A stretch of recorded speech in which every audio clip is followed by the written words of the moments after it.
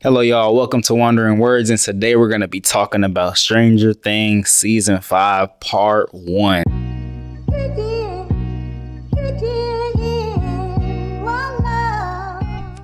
Now, I'm a little late.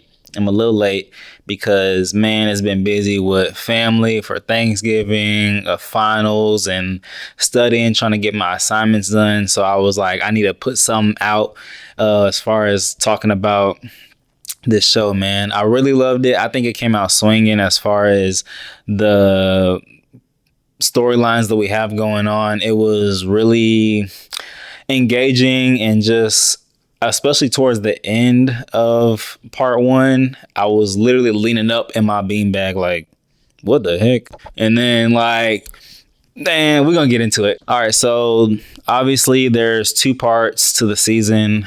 This is part one that released before Thanksgiving, and then the other one will be released, I believe, around Christmas. And so uh, we're just gonna talk about what happened in the four episodes. Maybe not details on it, but more so my thoughts on what's going on with the season and what I really loved about it, what I was kind of mixed on, and just give y'all my full thoughts and opinions on. So with that being said, there will be some spoilers. I will be talking about some characters and whatnot that show up throughout the show. Now, just a little backstory of my Stranger Things history.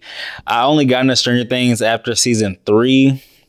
So I was a little late to the party, and even then it was like right before season 4 had came out, or right when it came out. And man, I loved it.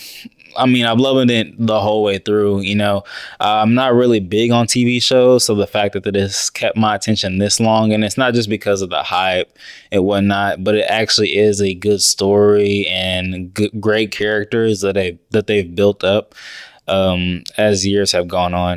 So as we pull into episode 1, we see Hawkins is locked down by the military. We have Rockin' Robin on the radio, just kind of like giving us a rundown of what's going on in Hawkins, and just an overview of what we've been kind of in the lull with between the end of season 4 and the beginning of season 5. And as we see throughout the beginning of this episode, the rot is kind of spreading from the upside down and just making its way through Hawkins, trying to take over.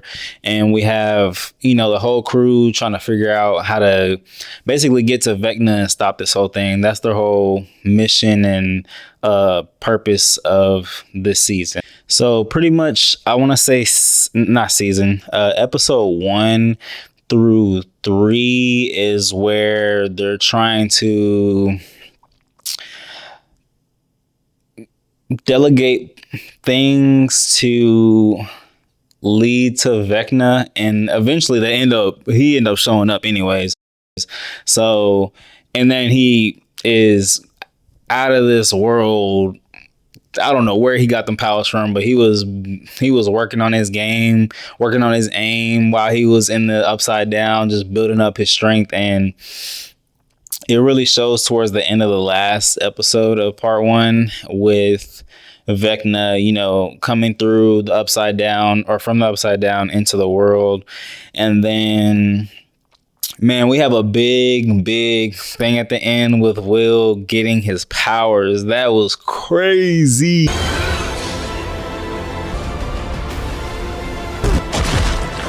When I said I was leaning up in my beanbag, I was like, what is going on?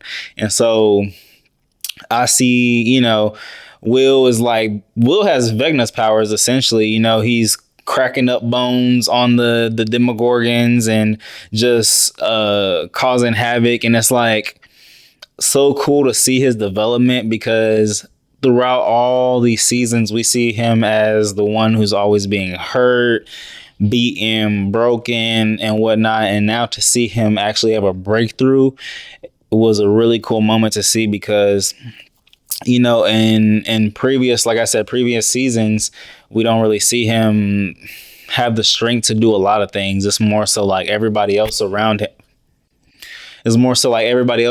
him is gearing him up to do the things he needs to do. And so, there's a really big moment where he's trying to intrinsically make himself realize that he's worthy enough to do the things he needs to do to help out his friends and not just be the one that's always crippled with this thing that Vecna has instilled into him. And even Vecna was like, you are the weakest one. That's why I chose you. And so it's like, for him to get a chance to show everybody that he can be great was a wonderful moment to see. Now, let's rewind a little bit. In episode, I don't know if it was episode 1 or 2, but I know it was early on where Holly gets these visions, or not visions, but these sights of Mr. Whatsit. And when you find out later in the seasons, Mr. Whatsit is Vecna.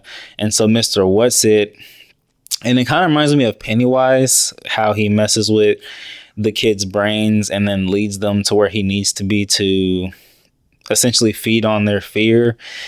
And I just kind of put those parallels together. There's a lot of parallels from Stranger Things to this. And I'm seeing that some of the stuff that they have used is taken from it and used in here.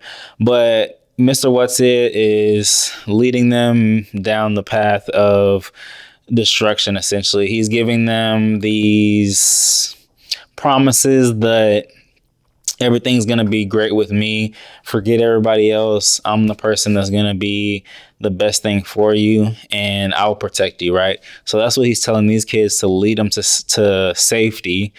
But he uses this to not lead them safety. He takes advantage of them and does his little tentacle thing to their mouth, which is weird, but he does that anyways, and feeds off of their youthful energy and whatnot, pretty much like Pennywise, which is what I'm saying. And so, so Holly is one of the other kids that are being used in Vecna's scheme towards the end. And you think it's just Will or a select few, but it's actually a lot more, especially in episode 4, whenever they build a tunnel to escape all the kids. And it's like, well, it was only about 4, but it's still more than what you expect. You have Will, and then Holly, right, is what we knew. And then towards the end, we saw it was Dustin and like 4 of the kids. So yeah, Vecna is not just targeting a select few. He's targeting a pretty good number of kids. I feel like this season also is, as far as tension and buildup, is just as strong as the first season. Season 2, 3, and 4, they're strong, especially season 4, but season 5, I think it's a lot more at stake. And then it's like they're grown up now. Them being more capable to do more things and still it not being enough is a scary thought. And so the fact that they're able to convey that very well, I really loved in this part 1 season, or part 1. So I really loved what they've done with this part.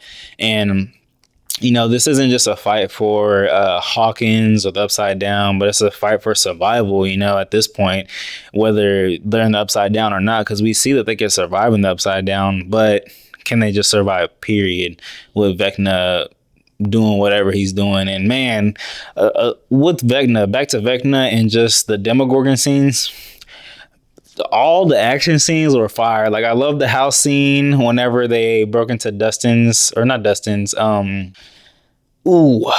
can't remember his name, but when the Demogorgon slid up in the house and tried to take the little kid, it was cool how they set up all the little traps, kind of like a Home Alone style, and just trapped him in there.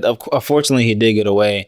But man, the final scene where all of them popped up at the military base and started slashing and gashing all the military dudes, that scene was fire, bro. That scene was fire. That scene, and then when Vecna popped up in there too, and just like with the flick of his finger, it was taking care of everybody. That was phenomenally done. And it was just so cool to see that. I think it's just so beautiful how we're able to see whatever's in our mind or the creator's mind brought to life onto the screen. And I really loved every single second of that scene with them taking out the military dues and just having that cool sequence placed in there. Now, that was essentially just my thoughts, rundowns of part one. What I'm hoping happens in part two, for me personally, what I'm hoping happens is that I hope Sadie comes out that dream sequence or whatever is going on there. I hope Holly comes out too. And I'm really hoping Will breaks through and not just like keeps his powers at a surface level. I hope he explores and just takes out Vecna. Him and 11 will go ham in a scene. That's what I'm hoping happens.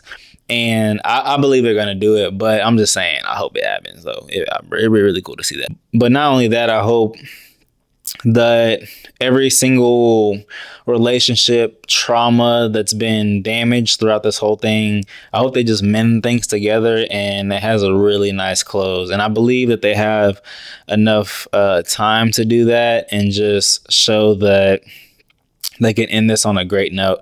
Now, let's pray and hope that this goes great. They're doing great. Let's keep the train going and finish on a good note. These are my thoughts of what may happen on part two. Let me know your thoughts down below of what you think may or may not happen in part two. If you like the video, leave a like, subscribe, comment, share the video, and I will see y'all next time. Peace.